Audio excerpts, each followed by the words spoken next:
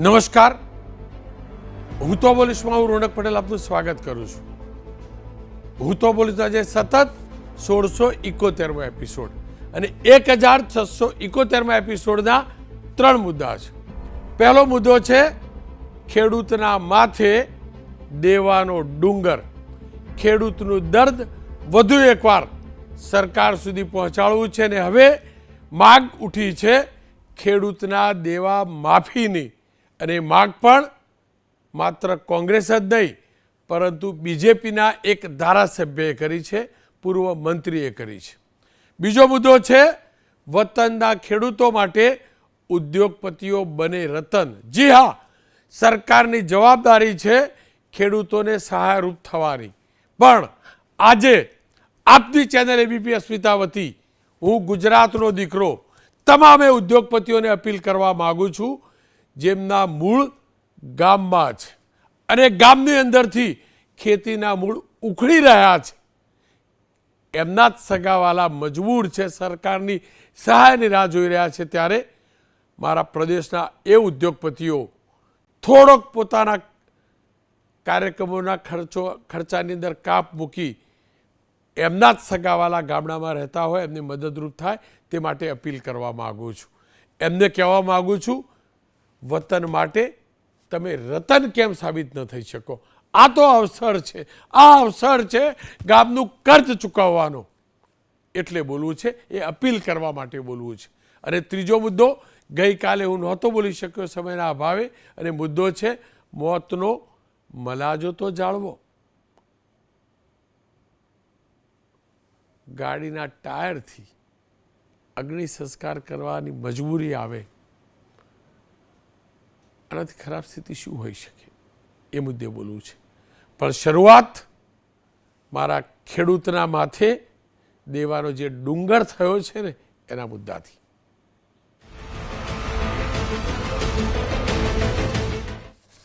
છેલ્લા એક અઠવાડિયામાં હું તો બોલીશમાં ભાગ્યે જ કોઈ દિવસ એવો ગયો હશે કે આ વરસાદના કારણે ખેડૂતને થયેલા નુકસાન મુદ્દે હું ન બોલ્યો હોય. કદાચ શહેરના મારા દર્શકોને નહીં ગમતું હોય, એમ લાગતું હશે કે આ રોનક પટેલ પાસે કોઈ મુદ્દો બચ્યો નથી એટલે રોજ 8 વાગે અને એકના એક વિડીયો લઈને સામે આવે. તો હકીકત એ છે વિડીયો પણ બદલાય છે, તારીખ પણ બદલાય છે, પણ મુદ્દો એટલે નથી બદલાતો કે રોજ મારા ખેડૂતના માથે દેવું વધતું જાય છે અને હદ સુધી વધ્યું છે કે ખેડૂત એ દેવાના બોજ તળે દટાઈ રહ્યો છે, દબાઈ રહ્યો છે. એટલે બોલું છું અને એટલે આ કાર્યક્રમ કરું છું ને હજુ પણ કરતો રહીશ.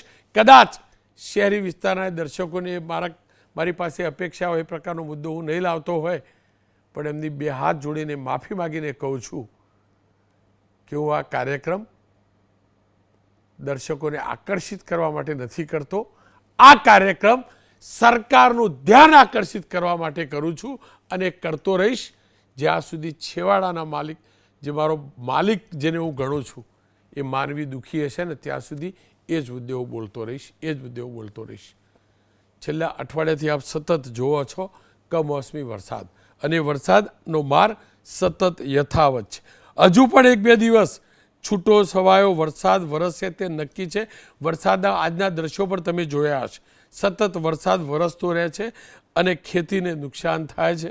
મારા ખેડૂતની આ વરસાદે કમર તોડી નાખી છે. રાજ્યના 50% કરતાં વધુ તાલુકા એવા છે જ્યાં ખેત પાકને ભારે નુકસાન થયું છે. કેટલાક તાલુકાઓમાં તો 100% સુધીનું નુકસાન થયું છે. આજના વરસાદના દ્રશ્યો જુઓ, કોઈ ક્યાં શિયાળો છે? આ 3 દિવસ પહેલાંના વિઝ્યુઅલ છે.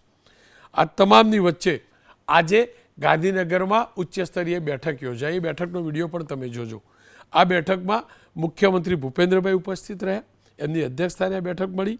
રાજ્યના મુખ્ય સચિવ ઉપસ્થિત રહ્યા M.K. દાસ, કૃષિ, મહેસૂલ અને નાણાં, આ ત્રણેય વિભાગના અધિક મુખ્ય સચિવો હાજર રહ્યા. નાયબ મુખ્યમંત્રી હર્ષ સંઘવી અને કૃષિ મંત્રી જીતુ વાઘાણી વિડીયો કોન્ફરન્સથી આ બેઠકમાં જોડાયા. અને આ બેઠકની અંદર બેઠક બાદ જે પ્રેસ નોટ આવી છે એમાં સરકારે માન્યું છે કે છેલ્લા 2 દશકમાં ક્યારેય ન થયું હોય ને તેટલું વ્યાપક નુકસાન આ વરસાદે ખેતીને કર્યું છે. સાથે એ પણ કહ્યું છે કે અસરગ્રસ્ત વિસ્તારોમાં પંચકામ કરી જરૂરી કાર્યવાહી કરી કોઈ પણ ખેડૂતને અડચણ ન થાય તે રીતે 3 દિવસમાં કામકાજ પૂર્ણ કરી અહેવાલ રાજ્ય સરકારને મોકલવામાં આવે. આવો ખુદ મુખ્યમંત્રીએ આદેશ કર્યો છે કે પંચકામ કરો, હવે 3 દિવસ વધુમાં વધુ અને એક અહેવાલ મોકલો. એનો મતલબ એ થયો કે સર્વેની કામગીરી કેટલી ચાલશે તેને લઈને હવે સ્પષ્ટતા થઈ ચૂકી છે.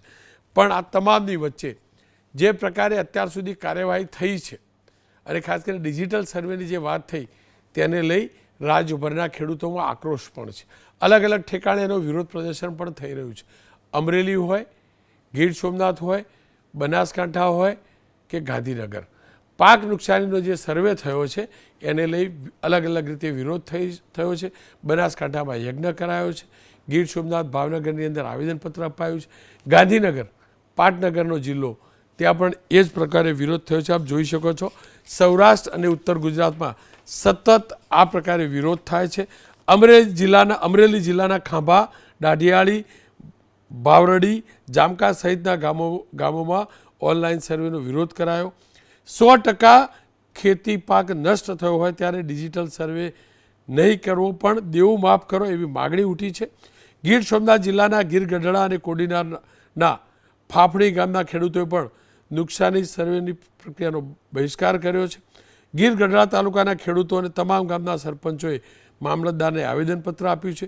કોઈ પણ પ્રકારના સર્વે વગર ખેડૂતને સમાન રીતે રાહત પેકેજ જાહેર કરવાની માગણી થઈ છે. ભાવનગરના તળાજા તાલુકાના ત્રાપજ ગામે પણ ગ્રામજનો પંચાયત કચેરી એકઠા થઈને વિરોધ નોંધાવ્યો છે અને માગ એ જ છે કે સરકાર તાત્કાલિક પાક સર્વે બંધ કરી ખેડૂતોના દેવા માફ કરે. ગાંધીનગર જિલ્લાના ખેડૂતો પણ ટ્રેક્ટરમાં બેસી ઢોલ વગાડતા કલેક્ટર કચેરીએ પહોંચ્યા હતા અને પાક નુકસાનનું વળતર આપવાની માગણી કરી હતી. ખેડૂતોએ રોષ વ્યક્ત કર્યો કે સંપૂર્ણ પાક નિષ્ફળ ગયો છે ત્યારે સર્વેની જરૂર છે શું. બનાસકાંઠા ધાનેરાના ડેઢા ગામના ખેડૂતોએ પણ ખેતરમાં હવન કરીને વિરોધ કર્યો છે. ઢોલ વગાડી ખાતર બિયારણ ખેડના પૈસા ડૂબ્યા હોવાનો પણ સરકારને અહેસાસ કરાવ્યો છે. ડેઢા ગામની 1800 વીઘા જમીનમાં પાકને નુકસાન થયું છે. એ હકીકત છે કે નુકસાન ભારે થયું છે. એ પણ હકીકત છે કે નુકસાનનો અંદાજ મેળવવો જરૂરી છે. એ પણ હકીકત છે કે સત્વરે સહાય પેકેજ જાહેર થાય એવી કાર્યવાહી થાય. એ પણ હકીકત છે જે ખેડૂત ખેતી કરે છે, જેના ત્યાં ખેતી થઈ છે એ ખેડૂતને સહાય પહોંચે. જે ભાગીદારીમાં ખેતી કરી છે એ ભાગીયાઓને ખેડૂત જ્યારે પણ સહાય મળે એ ભાગ પહોંચાડે. ખેત મજૂર માટે પણ વિચારવામાં આવે. આ બધી હકીકતો છે. પણ એ પણ હકીકત છે કે પ્રક્રિયા જટિલ પણ છે. ખેડૂતની માગ સર આંખો પર, ખેડૂતનું દર્દ તમામના હૃદયમાં. આંસુ અમરેલીના ખેડૂતની આંખમાં આવે કે બનાસકાંઠાના કે પછી ઓલપાડના ડાંગર પકવતા ખેડૂતો, એ આંસુ ગુજરાતના આંસુ છે. આ હકીકત છે. પણ આ તમામની વચ્ચે રાજનીતિ ન થાય તેનું ધ્યાન રાખવાની જવાબદારી આપણા તમામની છે. એ પણ હકીકત છે કે વિપક્ષ મજબૂતાઈથી એ માંગ રાખે. વિપક્ષનો અધિકાર નહીં પણ વિપક્ષની એ ફરજ છે. મજબૂતાઈથી પોતાની વાત મૂકે, ખેડૂતનું દર્દ મૂકે, એ ફરજ છે. તમામ જનપ્રતિનિધિઓની એ ફરજ છે કે ખેડૂતની વાત વ્યથા સરકાર સુધી પહોંચાડે. 2 ડઝન કરતાં વધુ ધારાસભ્યોએ પત્ર લખ્યા છે સહાય પેકેજના સર્વે સત્વરે કરી સહાય પેકેજ જાહેર કરવાના. મને ભરોસો છે, હું ગુજરાતના દીકરા તરીકે કહું છું, એક અઠવાડિયું અને આ વખતનું સહાય પેકેજ 500, 700, 900 કરોડનું નહીં, 5000થી 10,000 કરોડનું હોવું જોઈએ. કારણ કે નુકસાન એના કરતાં પણ ઘણું વધુ છે. આ વળતર નથી, આ સહાય છે. પણ હું ફરીથી કહું છું, તમામે સંયમ રાખવો પણ જરૂરી છે.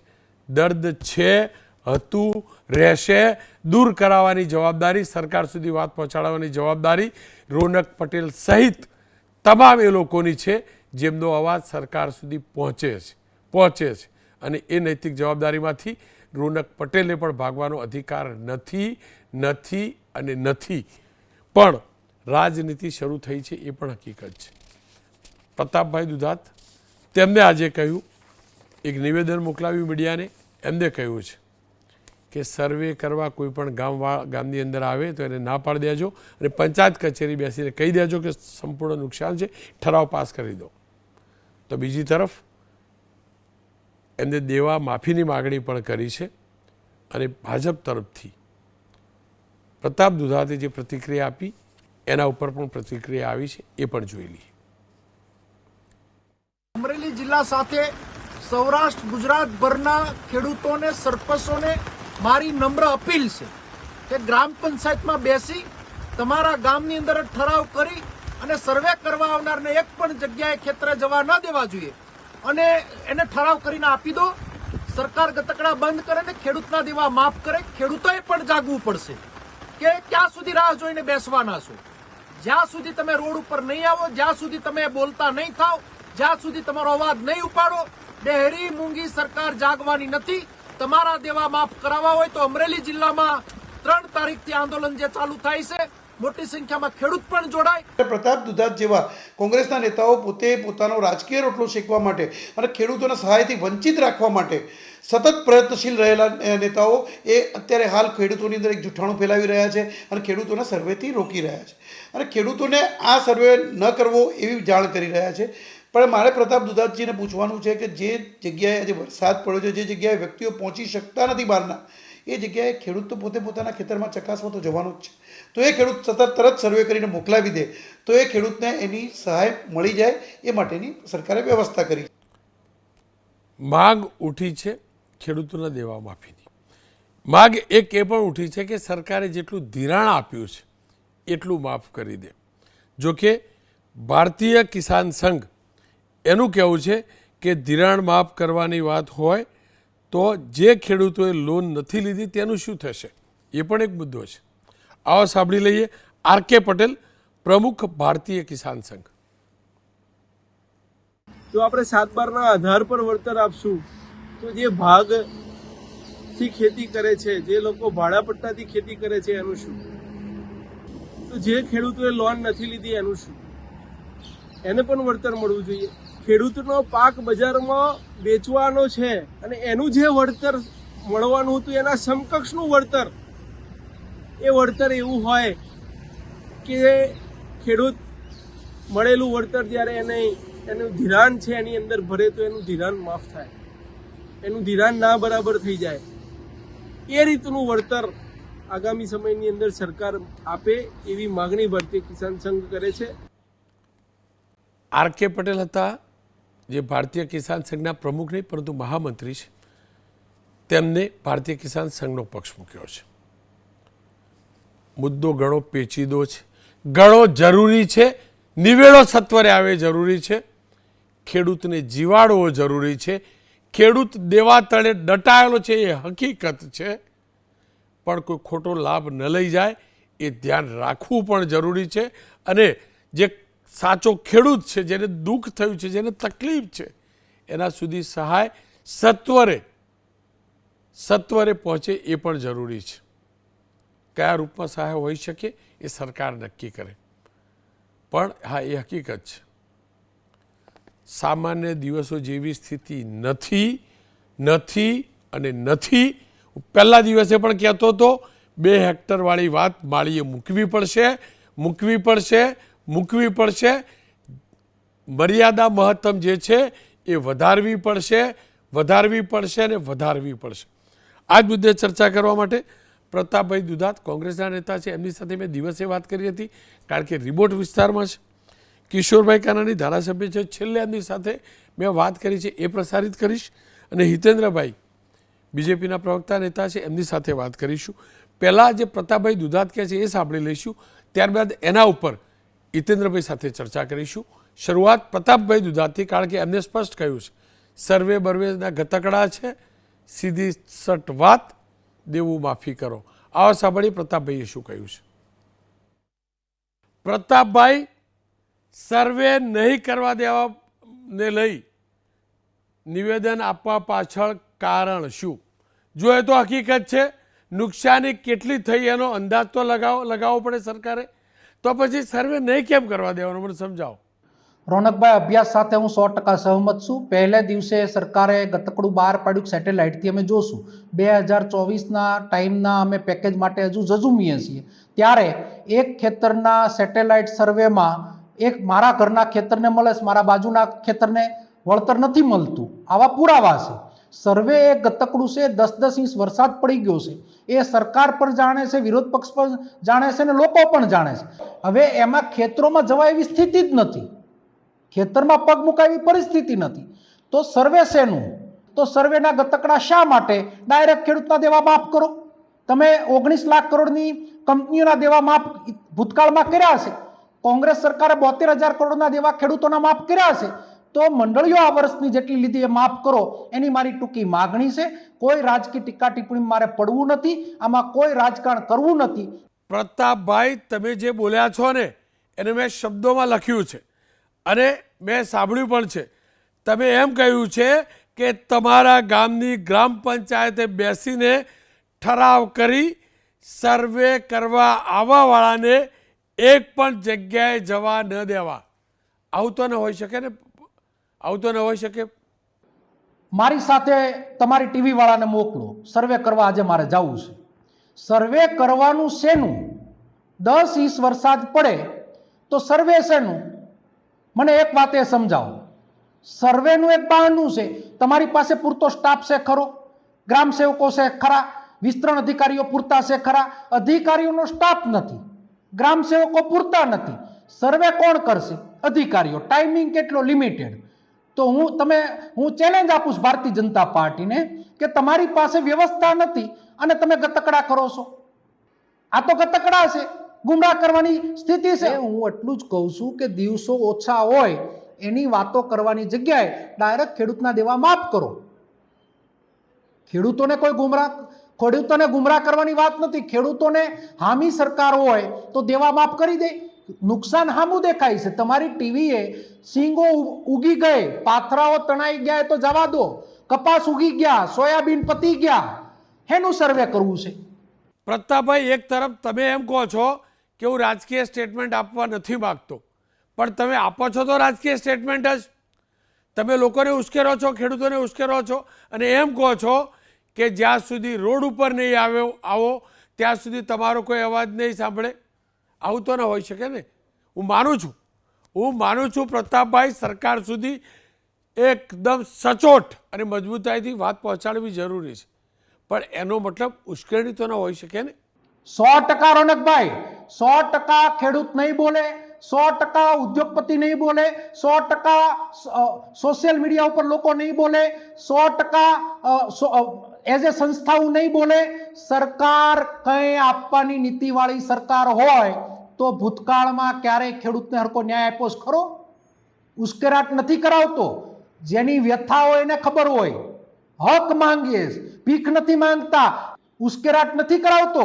ગામડાની અંદર વ્યથા અને વેદના એટલી મોટી છે કે અકલ્પનીય છે. માયુસીમાં ખેડૂત છે. ખેડૂતો માટે બોલું છું. મેં પહેલે દિવસે ડિબેટમાં કીધું કે મત તમને મજા આવે ત્યાં આપો. રાજનીતિ નથી, રાજકારણ નથી કરવું, રાજનીતિ કરવી છે. રાજધર્મ નિભાવીએ છે. અમારી ફરજ આવે છે, ફરજ નિભાવીએ છે. ખેડૂતોએ બોલવું પડશે. એક પ્રતાપ દુધાતી નથી થવાનું. ભૂતકાળમાં એક પાવર બિલમાં 25 પૈસા વધતા હતા, 20,000 ખેડૂતો ભેગા થતા હતા. આજે બોલશે નહીં, બોલ્યા વગર તો માય નથી પીરસતી. પ્રતાપભાઈ, ક્યાંક એવું તો નથી ને કે સામે સ્થાનિક સ્વરાજની સંસ્થાઓની ચૂંટણી આવે છે એટલે તમે અથવા તમારો પક્ષ આને મુદ્દો બનાવવા માગે છે? જો ખેડૂતનું દર્દ છે, સરકારે ખેડૂતને મદદ કરવી પડશે. એ મદદ થાય માટે હરસંભવ તમામે પ્રયાસ કરવા પડે, એમાં કોઈ બેબંધ નથી, પણ રાજનીતિ ન થવી જોઈએ. ક્યાંક ચૂંટણી લક્ષી તો આ પ્રકારના નિવેદનો નથી ને? રાનકભાઈ, સ્થાનિક સ્વરાજની ચૂંટણી આવે, પ્રતાપ દુધાત ધારાસભ્ય હતો. તોકતે વાવાઝોડામાં ઘરના પૈસે લોકો નળિયા આપ્યા છે. તોકતે વાવાઝોડાની અંદર સરકારની પેરેલલ કામ કર્યું છે અને એની ઉપર એક મત માંગ્યો એવો મને વિડીયો ગોતી આવી આપો હતો. મતની રાજનીતિ નથી કરવી, મત મજા આવે ને આપે. આજે ટીવીઓ ઉપર ડિબેટો બંધ થાય ને ટીવી તમે જે બધા બોલી રહ્યા છો એ પ્રમાણે બધી ટીવી જો બોલે જ છે. આજે ટીવીઓ જ મુવમેન્ટ ઉપાડી છે. હું તમને એમ કહું કે બોલશું નહીં તો એમને આપશે, સીધું આપી દેશે. જો બોલવું અને આંદોલન કરવું અથવા ઉશ્કેરણી કરવી બંનેમાં ઘણો મોટો ફરક છે. હું પણ તો બોલું છું ને, દમખમ સાથે બોલું છું, અને જેનું દર્દ છે એ વ્યક્તિ એ ખેડૂતો તો બોલવું જ જોઈએ, એમાં કોઈ આશંકા નથી. પણ સવાલ ઉશ્કેરણીની છે. આંદોલન કરવો એ અમારો ધર્મ નથી. અમારા 2015માં અહીંયા પૂર આવ્યું હતું, 13 દિવસ સુધી પરેશભાઈ દાનાણીએ અન્નનો એક દાણો પેટમાં નહોતો નાખ્યો, ત્યારે 14મે દાડે સરકારે પેકેજ આપ્યું હતું, હજી 50% પેકેજ નથી પહોંચ્યું. તોકતે વાવાઝોડામાં પેકેજો ડિક્લેર કર્યા, નથી પહોંચ્યા. પેકેજમાં નથી પડવું, સર્વેમાં નથી પડવું, ડાયરેક્ટ ખેડૂતના દેવા માફ કરો. મનમોહનસિંહે 72,000 કરોડના દેવા માફ કર્યા હતા. છત્તીસગઢમાં કોંગ્રેસે ડાયરેક્ટ ખેડૂતના દેવા માફ કર્યા છે. મધ્યપ્રદેશમાં કોંગ્રેસે ખેડૂતના દેવા માફ કર્યા છે. અને એ જ પ્રમાણે દેવા માફ કરો, ઉદ્યોગપતિની લોનો માફ કરો તો દેવા માફ કરવામાં શું તકલીફ છે ભાઈ? હું ક્યાં કઈ વધારે માંગુ છું? આ હતો કોંગ્રેસનો પક્ષ. હવે બીજેપીનો પક્ષ જાણી લઈએ. હિતેન્દ્રભાઈ, સરકાર ક્યારે અને કયા પ્રકારનું પેકેજ જાહેર કરશે, અને શું સરકારની મંશા છે ખેડૂતોનું દેવું માફ કરવાની, અથવા તો ખેડૂતના માથે જે બોજો છે એ સરકાર કેવી રીતે કરશે ઓછું?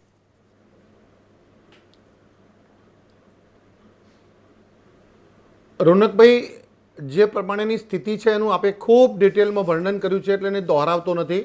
પણ રાજ્યના ખેડૂતોને માથે આવેલા સંકટની પૂરી સંવેદના વ્યક્ત કરું છું. ખેડૂતના દીકરા તરીકે મને પણ જે નુકસાન થયું છે એની વેદના મારા મનમાં છે, અને એટલે જ હું પોતે પણ, અમારી પાર્ટી પણ, અમારા ધારાસભ્યો, સંસદ સભ્યો, બધા આગેવાનોએ પણ રાજ્ય સરકારને વિનંતી કરી છે કે પરંપરાથી ઉપર ઉઠી અને તમે જે કીધું એ પ્રમાણે જે વિશેષ સ્થિતિ બની છે તો વિશેષ સહાય આપે એની આપને વિનંતી પણ કરું છું. અને આપના માધ્યમથી ગુજરાતના ખેડૂતોને પણ કહું છું કે નિયમમાં જે છે એના કરતાં ડબલ જેટલું વળતર, SDRF NDRFના નિયમમાં છે એના કરતાં ડબલ જેટલું વળતર ખેડૂતોને મળે એવા પ્રયત્નો અમારા રહેશે, એવી પણ ખાતરી આપું છું. અહીંયા બે બાબતો છે.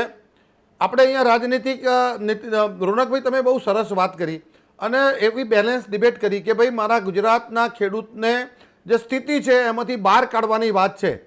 પણ કેટલાક લોકો જે રીતે રાજનીતિ કરે છે, હું 100% નહીં કરું, પણ ગુજરાતના ખેડૂતોને ભરમાવવાનો પ્રયાસ નહીં કરે, મહેરબાની કરી. અહીંયા એક વાત હતી કે નેપાળવારી થશે, કોંગ્રેસના પ્રદેશ પ્રમુખ કે નેપાળવારી થશે. મારી ખેડૂત મિત્રોને વિનંતી છે કે આ ખેડૂતની વારે આવ્યા છે કે ગુજરાતની ગાદી મેળવવા માટે અરાજકતા ફેલાવવા માગે છે. શાંત સલામત ગુજરાતમાં માન્ય અમિતભાઈ ચાવડા નેપાળવારીની વાત કરે છે. આપ સૌને યાદ કરાવું છું કે એમના મનમાં ખેડૂત નથી. એમના મનમાં ખેડૂત એ દિવસે પણ નહોતો કે નર્મદા યોજનાના ડેમના દરવાજા બંધ કરવાનું નહીં કર્યું. એમના મનમાં ખેડૂત એ દિવસે પણ નહોતો જ્યારે 18% વ્યાજ લેતા હતા. એમના મનમાં એ પણ દિવસે પણ ખેડૂત નહોતો. હિતેન્દ્રભાઈ, હું મુદ્દો ભટકાવ, એક સેકન્ડ હિતેન્દ્રભાઈ રોકીશ. હિતેન્દ્રભાઈ, એક સેકન્ડ. હું માત્ર આ કાર્યક્રમ નહીં, મારી ચેનલની એક સેકન્ડ માત્ર ને માત્ર અત્યારે જે ચાલી રહ્યું છે એ મુદ્દે રોકવા માંગુ છું. એટલે મહેરબાની કરીને નર્મદા ડેમ, આ ડેમ બધું ભૂલી જાઓ. મારો સીધો ને ભૂલી નહીં, સાંભળો, તમને કહું નહીં, આ નેપાળવાળી વાળો મુદ્દો મેં કાઢ્યો બી નહોતો. તમે ના પાડીને રાજનીતિ જ કરો. તમે પણ આ જ કરો જે પેલા લોકો કરે. તમે કહ્યું રાજનીતિ નહીં કરો, તમારી 100% વાત રાજનીતિ ગાઈ.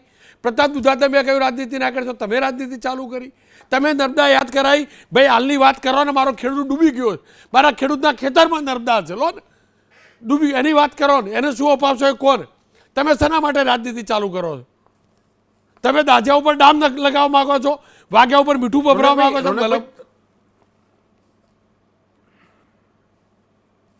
રોનકભાઈ, બે બાબતો છે. તમે જે વાત કરીને એની સાથે એગ્રી, પણ વાત કરે છે પ્રતાપભાઈ કે ભાઈ કોઈએ ગામમાં નહીં બેસવા દેવાના, તો સર્વે ના કરીએ તો શું થાય? હું તમને આપના આ ABP અસ્મિતાના પ્રસિદ્ધ માધ્યમથી ગુજરાતના ખેડૂતોને વિનંતી કરું છું કે જો સર્વે ન કરીએ તો ગુજરાતમાં ખેતીલાયક જે વિસ્તાર છે એમાં 20% જેટલા તો ઝાડ છે, એટલે બહુ વર્ષાયુ પાક છે, એને અત્યારે નુકસાન જ ન જાય. બીજું 20% જમીન એવી છે કે રવિ સિઝનનું વહેલું વાવેતર કરવા માટે ખાલી રાખેલી છે. બીજું 15-20% જમીન એવી છે કે જેમાં જે લોકોને પાણીની સુવિધા છે એમને વહેલું વાવેતર કર્યું છે. આગલું વાવેતર વહેલું કરવા માટે એમણે એ વાવેતર પોતાના ઘરમાં પહોંચી ગયું છે.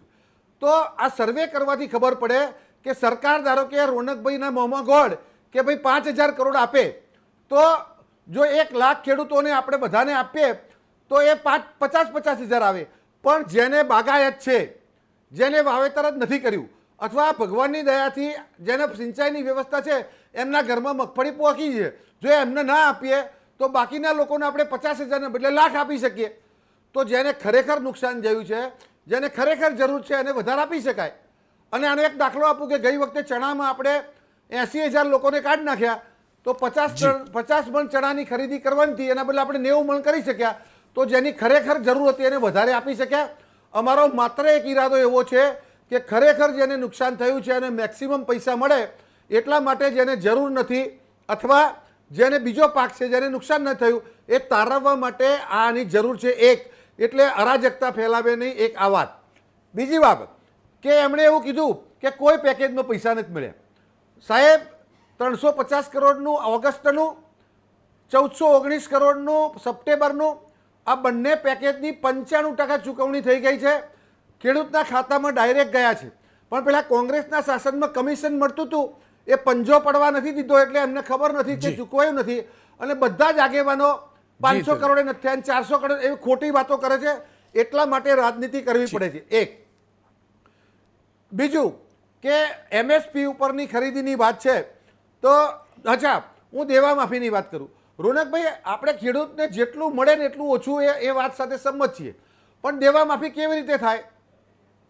જો જેટલા ખેડૂતો છે એમાંથી 50% એ લોન લીધી છે, તો બાકીના 50% ખેડૂતનું શું થાય? બીજું, ગુજરાતમાં ખેતી લોન 1.25 લાખ કરોડ રૂપિયા છે. ગુજરાતનું બજેટ 3 લાખ કરોડ છે. અડધા લોકોનું માફ કરીએ, બાકીના અડધા રહી જાય, અને તેમ છતાં 50% બજેટ વપરાઈ જાય. ગુજરાત સરકાર એ ટ્રસ્ટી છે, માલિક નથી. બાકીના બધા જ લોકોની. અને બીજું કે કોઈકે એવું કીધું હતું કે બધી યોજનાઓ બંધ કરી દો, પણ માર્ચ પછી 10 મહિનાનો સમય થઈ ગયો છે. બધા કામો પ્રગતિમાં આવી ગયા હોય, પાર્ટ પેમેન્ટ થયું હોય, બધાને ઓર્ડર આપી દીધા હોય, આ સરકાર છે. એટલે એક હા ધારો કે આ માર્ચ એપ્રિલમાં હોય તો આપણે બંધ પણ કરી દઈએ. તમે ટેકાના ભાવે ખરીદીની વાત કરો તો 1 તારીખથી આપણે ખરીદી કરવાની હતી. વેકેશન 18 તારીખે બાકીના લોકોને બોલાવી અને એની એજન્સીઓ નક્કી કરી દીધી હતી. તારીખ આપણે ટેન્ટેટિવ નક્કી કરી હતી. 22 તારીખે બેસતા વર્ષ પછી 24 તારીખે સરકાર રજાઓ પૂરી થાય એટલે આપણે એને પત્ર લખવાનો હતો. 23 તારીખે તો સતત વરસાદ આવી ગયો. સતત વરસાદ છે, ખરીદી કેવી રીતે ચાલુ થાય? હિતેન્દ્રભાઈ, સમયનો અભાવ જે ભાષામાં કોંગ્રેસ વાત કરે છે, હું આપના માધ્યમથી રોનકભાઈ તમારી લાગણી જે છે એ લાગણી સાથે સંમત છું. ખરીદી પણ પૂરતી થશે અને આ વળતર છે એમાં જરૂર પડશે તો અમે તમારી સાથે સરકાર સામે આવીશું. પણ ગુજરાતના ખેડૂતોને મેક્સિમમ મળે એવો પ્રયાસ આ સરકાર કરશે. પણ આ જે પ્રતાપભાઈ કહે છે કે બધાને આપી દો, એ એમનો ઈરાદો ખોટો છે. હિતેન્દ્રભાઈ, વાડીઓના પૈસા લેવા છે. હિતેન્દ્રભાઈ, સમયનો અભાવ છે. હિતેન્દ્રભાઈ, સમયનો ફાર્મ હાઉસના પૈસા હિતેન્દ્રભાઈ, સમયનો અભાવ એટલા છે. માટે આ વાત કરે છે. હિતેન્દ્રભાઈ, સમયનો અભાવ છે. તમારાથી એક મસ્ત શબ્દ બોલાઈ ગયો. જુઓ, રામ બધાના દિલમાં એટલે તમારા જીવ ઉપર આવી ગયું.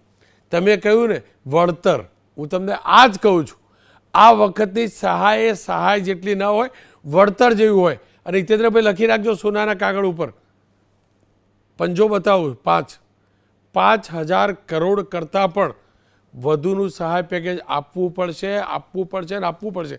તમે મારા મોઢામાં ઘી કહ્યું ને, હું તમારા મોઢામાં ઘી ને ગોળ બંને કરાવડાવીશ. હું બીટ મારીને કહું છું, બીટ મારીને કહું છું. તમારા મોંમાં પણ ઘી ગોળ, બરાબર? કારણ કે મારા ખેડૂત મોંમાં ઘી ગોળ સાંભળો મોટાભાઈ, હું નહીં સાંભળો, તમને કહું ઘટતું ના થાય ને એ જોવાની જવાબદારી રોનક સહિત તમામ માધ્યમોની પણ છે. પણ તમે જે કહ્યું ને, કેટલાક લોકો એમ કહે છે દેવું માફ, એ અન્ય કોઈ નહીં, ભારતીય જનતા પક્ષના ધારાસભ્ય અને પૂર્વ મંત્રી કુમારભાઈ કાનાણીએ કહ્યું છે. મેં એમની સાથે વાત કરી છે, એ જોઈ લઈએ. આપે ખેડૂતોના દેવા માફીની માગ સાથેનો પત્ર લખ્યો છે. મારે વિસ્તારથી સમજવું છે, શું ખેડૂતોનું દેવું માફ કરવું શક્ય છે ખરું સરકારથી?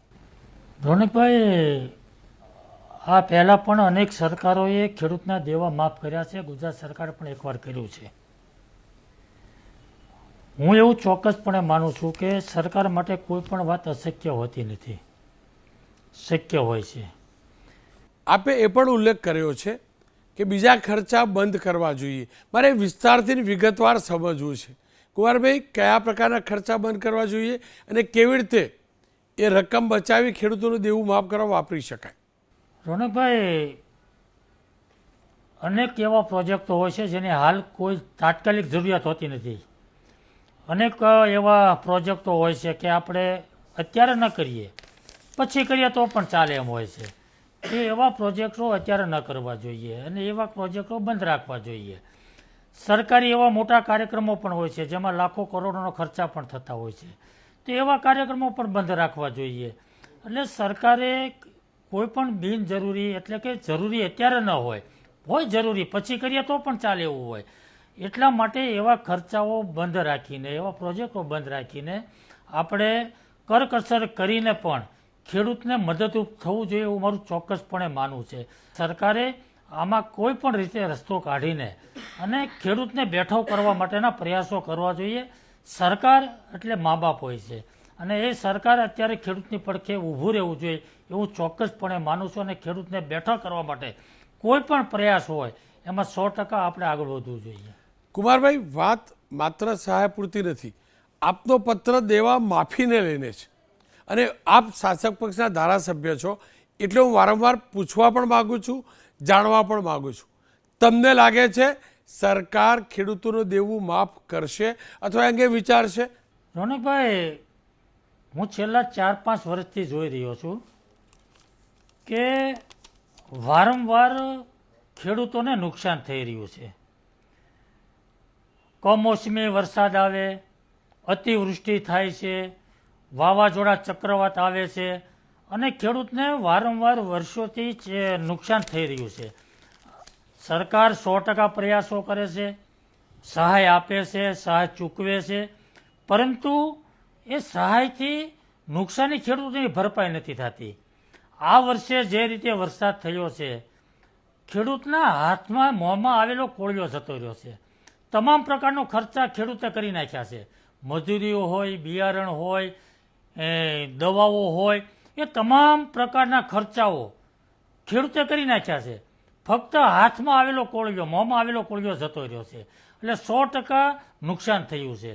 એટલે ખેડૂત ખૂબ પરેશાન છે અને ખેડૂતની પીડા છે, એની વેદના છે કે અમે આ કર્જ મુક્ત થઈએ અને ફરી બેઠા થઈએ અને અમારું જીવન ફરીવાર સાધારણ બને, એના માટેના સરકારે પ્રયાસો કર્યા. આજ ખેડૂતની જે પીડા અને વેદના છે, ખેડૂતની જે મનની વાત છે, એ મનની વાત એક ચૂંટાયેલા ધારાસભ્ય તરીકે, પ્રતિનિધિ તરીકે સરકાર સુધી ખેડૂતનો અવાજ પહોંચાડવાનો મેં પ્રયાસ કર્યો છે.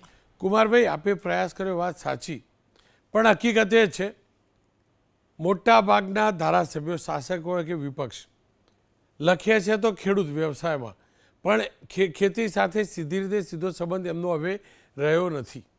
અને રહી વાત અધિકારીઓની, તો આપ પણ જાણો છો સરકારના નિર્ણયો અધિકારીઓ લેતા હોય છે, પરિપત્રો અધિકારીઓ બહાર પાડતા હોય છે અને અધિકારીઓને સીધી રીતે ખેતી સાથે કોઈ લેવા દેવા નથી, આપ પણ જાણો છો.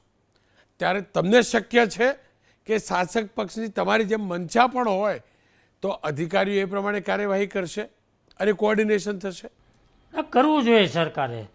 અધિકારીઓને જો આપણે ચૂંટાયેલા પ્રતિનિધિ, આપણે સરકારમાં બેઠા છીએ, લોકોની મુશ્કેલી હોય એ આપણે બધાએ જોયું છે, આપણે જાણ્યું છે, અનુભવ્યું છે. આપણે બધાએ ખેડૂતોની મુલાકાત લીધી છે, ખેતરોની મુલાકાત લીધી છે. સરકારના જે મંત્રીઓ છે, જે ચૂંટાયેલા ધારાસભ્યો છે, જે તે વિસ્તારના લોકો છે, પ્રતિનિધિઓ છે, એ બધાએ આ જોયું છે. આમાં આપણે કંઈ જોયું નથી ને વાતો કરવી એવું નથી. બધાએ જોયું છે અને ખેડૂતના પ્રતિનિધિઓ છે એણે અનુભવ્યું પણ છે, કારણ કે પોતે ખેતી કરે છે, પોતે ખેતીના વ્યવસાય સાથે સંકળાયેલા છે અને ધારાસભ્યો છે, જિલ્લા પંચાયતના પ્રમુખો છે, બધું છે જ. એટલે રાજકીય લોકો પણ ખેતી સાથે સંકળાયેલા છે જ. બધાને પોતાનો અનુભવ છે. એટલે મારો અનુભવ જે હોય, મારી જે મેં લોકોની જે વેદના જોઈ હોય, પીડા હોય, તો એને એ વેદના જોઈને કામ કરવું જોઈએ અને એ પ્રમાણે અધિકારીઓને પણ આદેશ આપવા જોઈએ. અધિકારી પાસે તો આપણે જ કામ લેવાનું છે, આપણે જ કામ કરાવવાનું છે. લોકોનું જે સમસ્યા છે એને કેવી રીતે હલ કરવો એ અધિકારીઓ સાથે બેસીને અધિકારીઓ સાથે કે ભાઈ આ પ્રશ્ન છે, આ પીડા ખેડૂતોની છે, એને આપણે દૂર કરવું છે, એને આપણે આટલી મદદ કરવી છે તો કરવાની જ છે.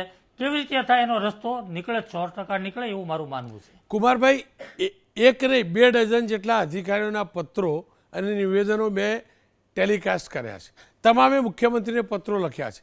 પણ કુમારભાઈ કાનાણી પહેલાં એવા ધારાસભ્ય છે શાસક પક્ષના જેમને દેવું માફી કરવા માટે પત્ર લખ્યો છે. એક પણ ધારાસભ્યએ માફીની વાત નથી કરી. તમામ એમ કે સહાય કરો, સર્વે કરો, સત્વરે સહાય કરો. આ ફરક કેમ? જો કુમારભાઈ આ કહી શકે દમખમ સાથે, તો બીજા તમારા સાથી ધારાસભ્યો કેમ નહીં? ભાઈ મેં એટલા માટે દેવો માફીની વાત કરી છે કે સરકાર 100% વર્ષોથી સહાય કરતી આવી છે, વારંવાર સહાય કરી છે અને સરકારના પ્રયાસો પણ છે ખેડૂતને ટકાવી રાખવા માટે, બેઠા કરવા માટે પ્રયાસો સરકાર કરે છે. પરંતુ મારું એવું માનવું છે અને જે ખેડૂતો પાસેથી જે આપણને વેદના સાંભળીએ છીએ, જે ખેડૂતોની આપણે વાત સાંભળી છે, હું તો શહેરમાં રહું છું, હું ગામડાનો ખેડૂતનો પુત્ર છું, પણ હું ગામડામાં રહેતો નથી, હું રહું છું શહેરમાં. પણ ખેડૂતોને જે મારી પાસે વાત આવે છે, ખેડૂતો જે લોકો આપણને વાત કરે છે, ચોક્કસપણે એવું માનવું છે કે સહાયથી બેઠા થાય એવી પરિસ્થિતિ નથી. કુમારભાઈ, હું આ જ કહેવા માંગુ છું. કુમારભાઈ આ બધું સમજે છે તો તમારા બાકી ધારાસભ્યો કેમ નથી સમજતા? એમને માત્ર સહાય પૂરતી જ વાત કેમ કરી? આપની પાસેથી મારે સમજવું ને જાણવું છે. રોનકભાઈ, મને જે લાગ્યું લોકોની, ખેડૂતોની વાત સાંભળી કે ભાઈ સહાય કરવાથી ખેડૂત હવે બેઠો થાય એવી પરિસ્થિતિમાં નથી. કારણ કે આજે જે કંઈ અત્યાર સુધીમાં આ થોડા વર્ષથી જે કંઈ વાતાવરણમાં પલટો આવ્યો છે, જે અનિશ્ચિતતા આવી છે, વરસાદોની, વાવાઝોડાની જે કંઈ પરિસ્થિતિ ઊભી થઈ છે, એમાં ખેડૂત ખૂબ મોટું નુકસાન કરી રહ્યો છે. અને આગલા વર્ષમાં પણ હજી આ જ પરિસ્થિતિ રહેવાની હોય એવું વાતાવરણ ઉપરથી આપણને લાગે છે. આપણે સૌ જાણીએ છીએ કે ક્લાઇમેટ ચેન્જમેન્ટ જે કંઈ પરિસ્થિતિ ઊભી થઈ છે, વાતાવરણ પલટો આવ્યો છે, જે કંઈ પરિસ્થિતિનું નિર્માણ થયું છે, એમાં હજુ પણ આગળ પણ ખેડૂતનું ભવિષ્ય દેખાતું નથી આપણને કે એમાંથી કંઈક 2 પૈસા રળી લે કે રોટલો એનો કાઢી શકે. એટલે મને એવું લાગે છે કે ખેડૂતને દેવામાંથી મુક્ત કરવો જોઈએ. એક અંતિમ સવાલ, પત્ર થકી તમે માગણી પહોંચાડી, એ માગણી સ્વીકારવામાં આવે ને દેવું માફ થાય, તેની કેટલા ટકા કુમારભાઈને અનુભવના આધારે ભરોસો છે? ભરોસો તો ભારતીય જનતા પાર્ટીની સરકાર મને 100% છે કે ખેડૂતને બેઠો કરવા માટે સરકાર 100% પ્રયાસો કરશે. જે પણ સ્વરૂપમાં સહાય ચૂકવાય કે વળતર ચૂકવાય, નુકસાનીને ધ્યાને રાખીને ચૂકવાય.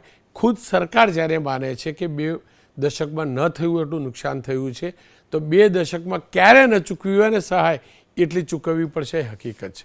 અને મારો પહેલો મુદ્દો જે હતો જમીન મર્યાદાવાળો, એ સરકારે બદલવો જોઈએ. સત્વરે સહાયની જાહેરાત થાય, સાથે જ સાચા ખેડૂતના હાથમાં જ પૈસા જાય એવી વ્યવસ્થા કરવાની જવાબદારી પણ સરકારની છે. દેવા માફી મુદ્દે સરકાર ચોક્કસથી વિચારવું જોઈએ, કારણ કે પહાડ જેટલું દેવું છે. આખો પહાડ નહીં તો થોડું ઘણું પણ ખેડૂતના માથે દર્દ ઓછું થશે ને, તો બાકીનું તો મારો ખેડૂત પથ્થરમાંથી પણ પેદા કરવા ટેવાયેલો છે. પણ હા, આજ પછી ભવિષ્ય માટેની પણ નીતિ સરકારે બનાવવી પડશે. હવે વાત આ જ પ્રકારનો એક મુદ્દો, અને મુદ્દો છે ઉદ્યોગપતિઓને લગતો પણ ખેડૂતો માટેનો. જી હા, એ ઉદ્યોગપતિઓ જેમનું વતન ગામ છે, એ ગામનું રતન સાબિત થાય ને એવા પ્રયાસ કરે ને એવો અવસર છે, એટલે બોલવું છે.